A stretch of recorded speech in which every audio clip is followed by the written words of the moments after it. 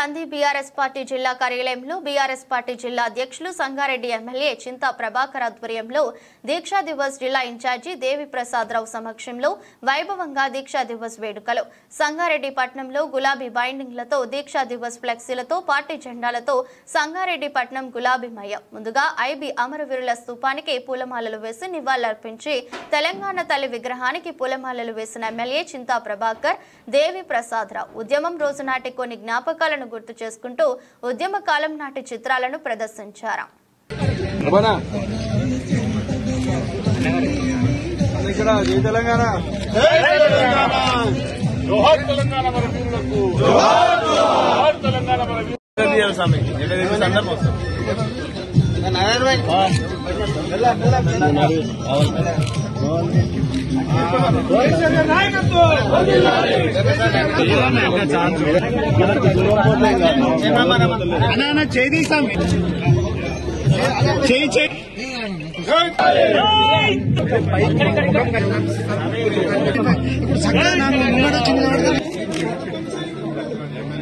President కేంద్ర మంత్రివర్యులు హరీష్ రావు గారి సూచనల మేరకు ఇవాళ మనం ఈ పార్టీ కార్యక్రమాన్ని నిర్వహించుకుంటా ఉన్నాం. ఈ సమావేశానికి మరి పెద్దలు చింతా ప్రభాకర్ గారు, క్రాంతి గారు, రెడ్డి గారు, అట్లాగే ఎందుకంటే కార్యక్రమం లేనటువంటి అనేక మంది అమరవీరులకు ఇలా అమరవీరుల త్యాగాల ఫలితంగా వచ్చినటువంటి తెలంగాణని అమరవీరుల నాయకత్వాన జరిగినటువంటి ఒక మహోజ్వల ఉద్యమాన్ని కేసీఆర్ దీక్షని అమరవీరులకు నివాళులర్పించాల్సిందిగా విజ్ఞప్తి.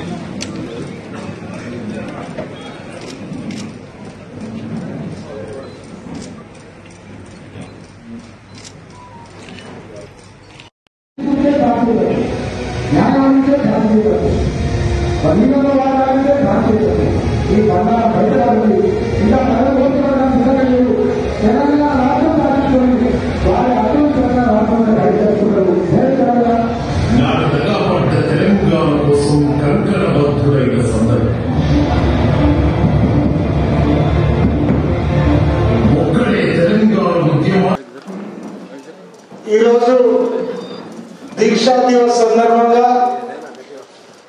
పాల్గొన్నటువంటి రాష్ట్ర నాయకులు, మన జిల్లాకి ఇన్ఛార్జ్ గా పంపించినటువంటి మనందరి సుపరిచితులు దేవి ప్రసాద్ గారు, ఈ దీక్షా దివస్ మనం జరుపుకుంటున్నామంటే మరి రాబోయే తరాలకి, ముందు తరాలకి ఈ తెలంగాణ ఏ రకంగా సాధించుకున్నాం, ఎన్ని అవమానాలు పడ్డాం, ఎన్ని ఇబ్బందులు ఎదుర్కొన్నాం, మరి ఎన్నో రాష్ట్రాలు, జాతీయ రహదారుల దిగ్బంధాలు, ఎన్నో రాజీనామాలు, చివరికి నేను తెలంగాణ వచ్చును లేదా కేసీఆర్ చర్చలు, మరి అదేవిధంగా తెలంగాణ వచ్చే వరకు నేను ఢిల్లీ నుంచి ఈ రాష్ట్రం గడ్డ మీద అడుగు పెట్టాలంటే తెలంగాణ రావాల్సిందే, అంతవరకు రానని చెప్పి చెప్పడం కానీ ఎన్నో రకాల పోరాటాలు చేసిన తర్వాత తెలంగాణ మనం సాధించుకున్నాం. మరి సాధించుకున్న తెలంగాణ ఈరోజు ఏ రకంగా ఉన్నది? తెలంగాణ వచ్చిన తర్వాత 9.5 ఏళ్ళు సుపరిపాలన ఎంత బాగున్నది. ఈ రాష్ట్రమే కాకుండా మరి దేశం మొత్తం గర్వపడేటట్టుగా, ప్రపంచ దేశాలు మెచ్చుకునేటట్టుగా ఈ రాష్ట్రంలో ఉన్న రైతాంగం కానీ అన్ని వర్గాలు చాలా సంతోషంగా ఉండే.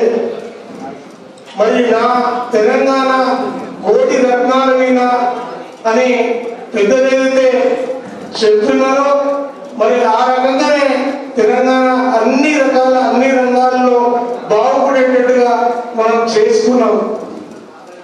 మరి ఈ తెలంగాణ రాకముందు 69 ఉద్యమంలో మరి మన జిల్లా సంగారెడ్డి కాన్స్టిట్యున్సీ మరి నా సదాశివపేటలో కూడా 69 ఉద్యమంలో భీమన్పల్లి శంకర్ ఇద్దరు కూడా పోలీస్ కాన్పుల్లో మరి అసలు సంగతి మనందరికీ తెలుసు. మరి ఎన్ని త్యాగాల ఫలితమే ఈరోజు తెలంగాణ ఈరోజు ఈ పరిపాలన ఎంత అబద్ధాలతో తెలంగాణ ఈరోజు పరిపాలిస్తున్నారు అన్న సంగతి కూడా మనందరికీ తెలుసు. ఏదేమైనా మనం బీఆర్ఎస్ పార్టీ తరఫున రాబోయే రోజుల్లో మనందరం కూడా సైనికుల్లాగా పనిచేసి మళ్ళా ఈ 10 ఏళ్ల పూర్వవైభవం మనం సాధించుకునే వరకు ఈ తెలంగాణ కోసం తెలంగాణలో అందరూ బాగుండాలనే దానికి పోరాటం చేయాల్సిన అవసరం ఉంది.